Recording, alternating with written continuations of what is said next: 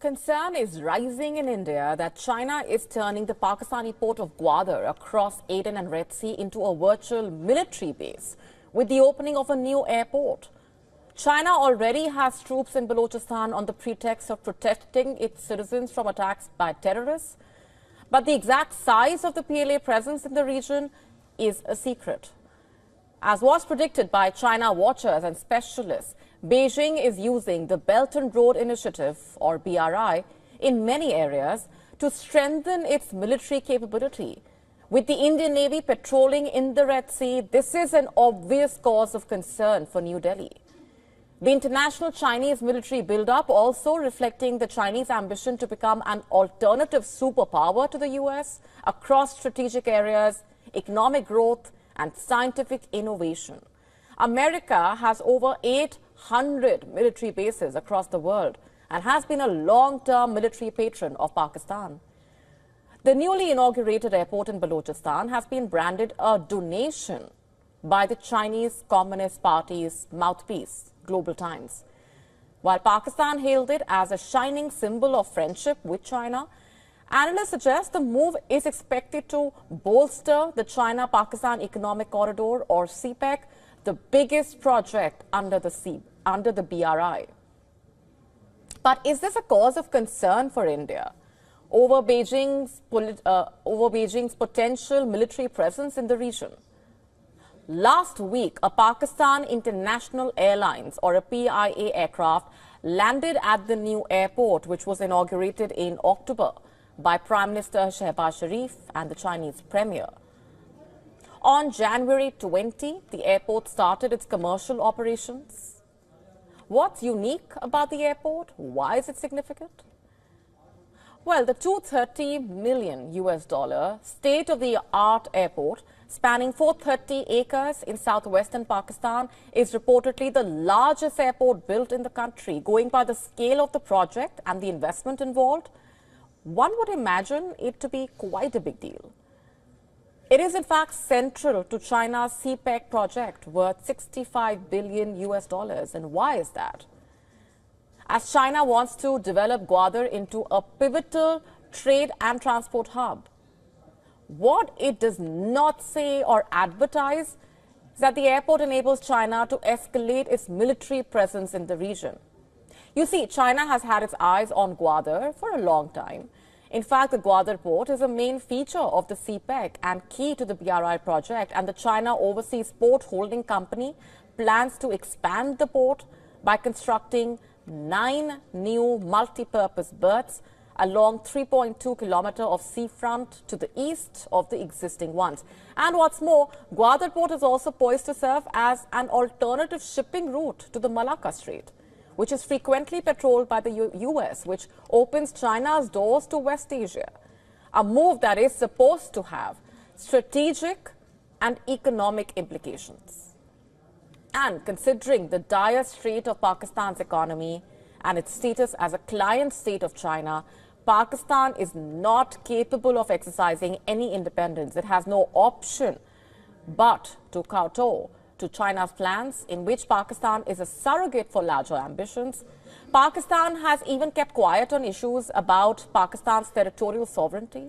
It has no option, for it has been caught in a classical debt trap which China uses for strategic advantage. And what will it mean for India and for its national security? Experts say this might raise maritime security concerns for India. And so India needs to keep a close watch on the activities unfolding there and be on its guard. A mountain is no longer just a mountain. In a legal shift, New Zealand has granted personhood to Taranaki Monga, recognizing it as a living entity with rights and protections. Our next report telling you more about how this is not just about law, it's a lot more than that.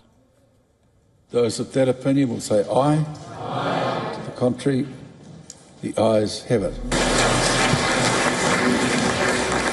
A new law redefines the relationship between nature and humans. New Zealand has taken the extraordinary step of granting personhood to one of its most iconic landmarks, Its Mount Taranaki now has a legal identity. Taranaki Maunga. The unprecedented move signals a profound reconciliation of indigenous rights with environmental stewardship. The landmark legislation marks a historic victory for the Maori people, whose ancestral connection to the 2,518-meter peak stretches back centuries. Granting personhood to the mountain represents a decisive break from colonial practices that systematically displaced indigenous guardianship. But let me be really, really clear. Our tupuna never ceded sovereignty over our maunga. No raupatu, no act of government, no colonial decree could ever sever our connection with our maunga. We grew up knowing there was nothing anyone could do to make us any less connected. The legal framework bestows upon Taranaki Maunga all the powers, duties and protections afforded to human beings under New Zealand law. The recognition serves as a powerful acknowledgement of historical wrongs, addressing the mountain's theft from local Maori communities during colonization. For generations, indigenous voices were silenced in decisions about the mountain's management, while hunting and sports groups wielded significant influence. I acknowledge traditional Maori practices associated with the mountains were banned, while tourism was promoted. Pests such as possums were introduced and led to destruction of the native forest in some parts. The recognition also echoes global reverence for sacred mountains. Hundreds of millions revered the Himalayas, the abode of snow, as the source of sacred rivers such as the Ganga, whose life-giving waters have sustained civilizations. Mount Kailash, located in Tibet's remote western region, is considered one of the most sacred mountains in Hinduism, Buddhism, Jainism and Bon religions. Hindus believe it to be the abode of Lord Shiva, while Buddhists view it as the center of the universe.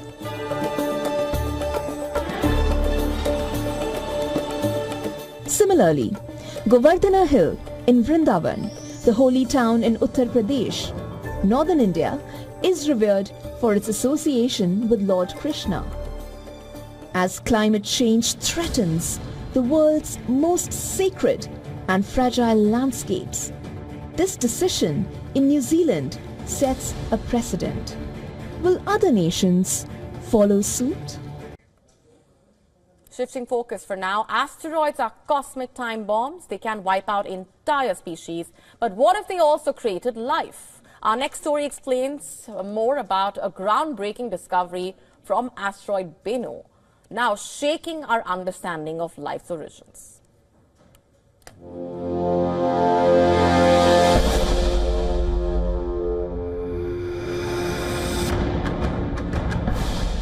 In the vast expanse of space, asteroids have long been viewed as harbingers of destruction, capable of unleashing planetary devastation. In some mythologies, these celestial vagabonds are linked to good fortune, but for scientists, they have long been an object of mystery. Yet these celestial wanderers may hold the key to humanity's most profound question: how did life begin? In a groundbreaking discovery, NASA's asteroid samples have revealed an extraordinary truth that challenges our understanding of existence itself.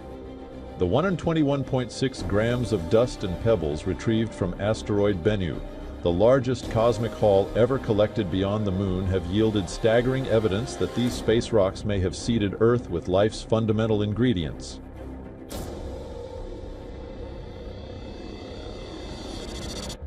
The samples delivered by the OSIRIS-REx spacecraft from near-Earth asteroid Bennu contain salts that formed in a liquid environment like a lake or maybe even an ocean, and organic molecules that are central to all life on Earth.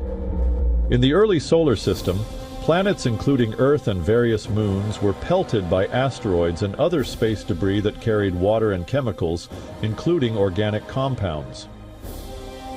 Organic compounds have one or more carbon atoms that are bound to other elements, usually hydrogen, oxygen, nitrogen, and sulfur.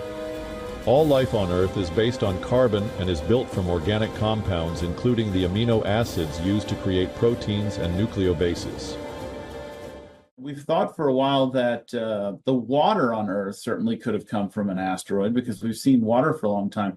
This is telling us that not just the water, but some of the building blocks of life actually were seeded onto Earth and other planets. It wouldn't have been limited to just Earth. If one small sample holds so many secrets, one can only imagine that how much more is there to learn. Now, by studying these asteroid samples from the early solar system, scientists say they gain insight into our own origins. How did life on Earth originate? And also, what is the likelihood that there is life elsewhere in our solar system, like on Mars, moons of Jupiter and Saturn?